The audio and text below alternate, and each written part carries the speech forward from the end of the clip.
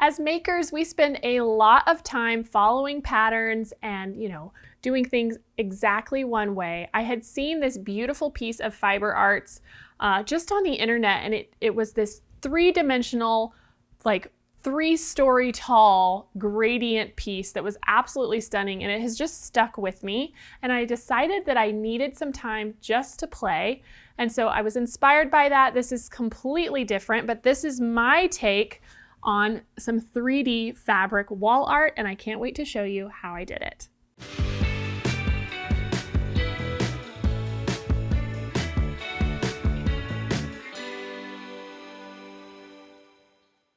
I absolutely love how this came out. I think it looks kind of moody and stormy. I don't know. I just think it's really fun. So let me show you how I made it because it's a little bit different. We're just going to be doing a lot of playing and just enjoying the process today, which is kind of the whole point, right? So I used a jelly roll, which is a roll of 2.5-inch strips by the width of fabric. This one is called Gray Area by Kona. All the supplies that you see here are available in the link below, so be sure to grab those if you need them. And so we're just going to start by opening this up, and I use this exactly as it came off the roll, and it is already kind of ordered light to dark. And so you can see, just like so, that is ready to rock. And then for the background, the working area of this, I made what we call, if you're a quilter, a quilt sandwich. And so you'll be very familiar with this. So if you're not, here is what that looks like. We just have a smaller piece of fabric on the front. I have fused that to fusible fleece, which is a single side fuse, and so that you just hit with the iron and it attaches.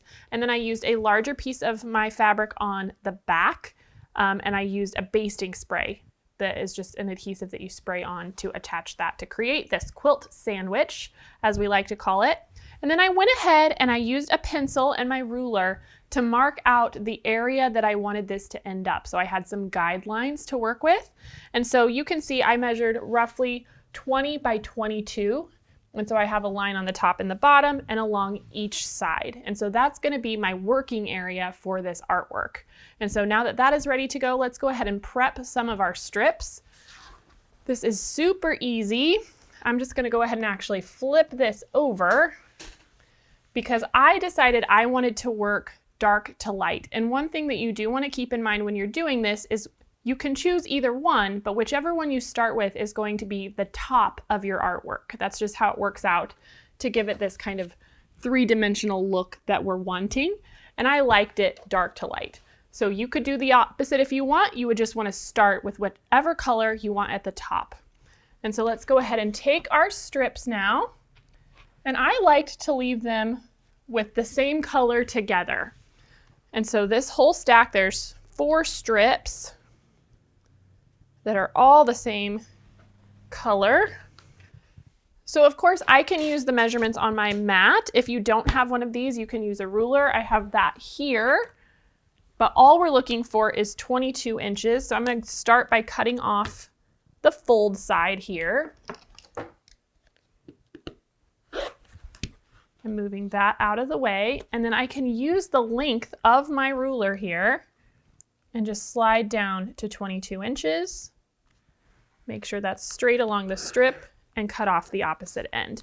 And so now we've eliminated both the selvage, which is, this kind of unfinished part of the fabric there where they attach it to the mill, and the fold. And so we've got these 22-inch by 2.5-inch strips ready to go.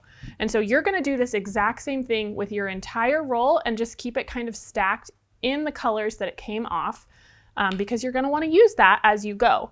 And so now the next step is we're going to press every single one of these strips in half long ways, just like this. So I'm going to take this over to the iron and get going with that. Let's move over here. You can see I have a few ready to go here. And with this project, the prep is really the most time consuming, and then it just becomes fun.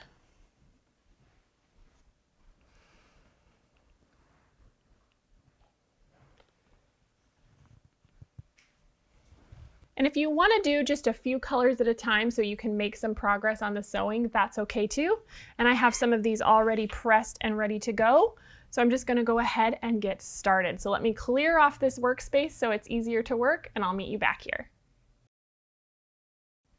All right, so now we're going to use these guidelines that we put on our background, and we're going to start with our darkest strip.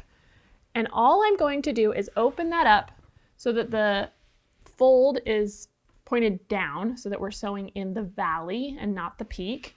And we're going to line up one edge with that line that we drew, and it should start and stop the strip where our marks are adjacent to that line. And so we're just going to sew right along that center seam. That's our first stitch. So let's bring this over here. If you want to pin, you can, but this is all about just enjoying the process and having fun. So I did not. So let's just bring this under the needle.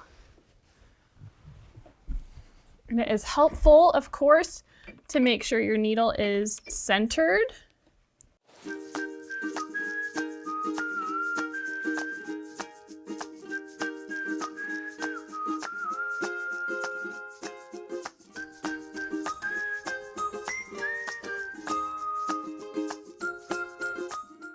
Sometimes as you're sewing, you'll notice that the fabric stretches just slightly and it's starting to hang past that line that I marked. I really do want to keep it as close to that as possible. So you can just grab scissors while you're sitting here at the machine and trim that off. It's just super forgiving. So don't fuss with it too much. Don't worry about it. We just trimmed it so it's back in line with that line, and then finish our stitches. You do want to go ahead and back stitch at the start and stop, and then cut your threads. And then now we're just going to press this fabric down with our hands. It's just going to roll that way. So we're going to take that next strip and line it up with that first row of stitches that we made, and we'll sew this down in the exact same way. So let's go ahead and do that.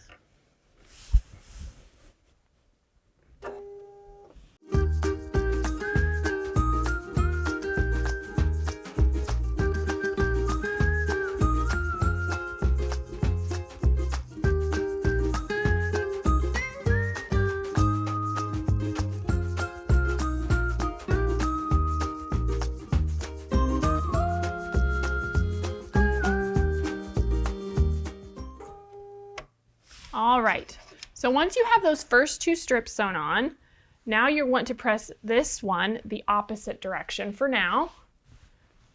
And so you can see we've got kind of this channel in between the two.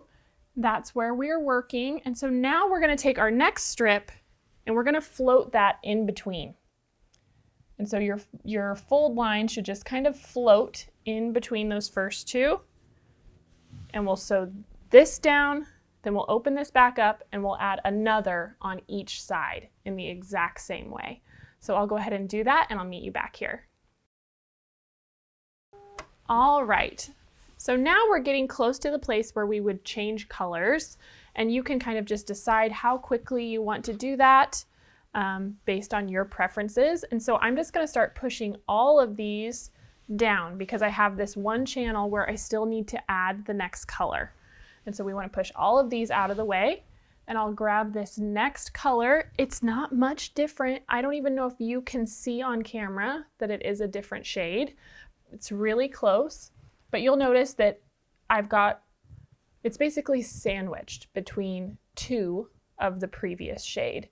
And that's what I decided I was going to do for the transitions. And so exact same way, we'll add this one, then we'll fold all of these down, and we'll continue by adding our next strip in line with this one.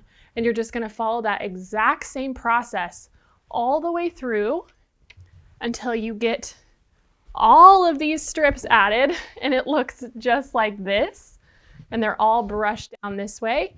And then you just have to remember that this is the top. And when you hang it, it gives you this beautiful 3D effect, because of all those stitches and all of the density of strips that you've put in there. So I think it turns out great. It's super, super fun. You can finish it off however you'd like. You could put it in a frame. You can bind it traditionally. You could face it, which is what I did. just so you only see that on the front edge. So again, you can do this in any colors that you like. It'd be beautiful in rainbow or whatever your heart desires. I hope you will try it and just play with fabric and enjoy the process. I certainly did. I love how it turned out, and I can't wait to see what you make. I'll see you next time on At Home.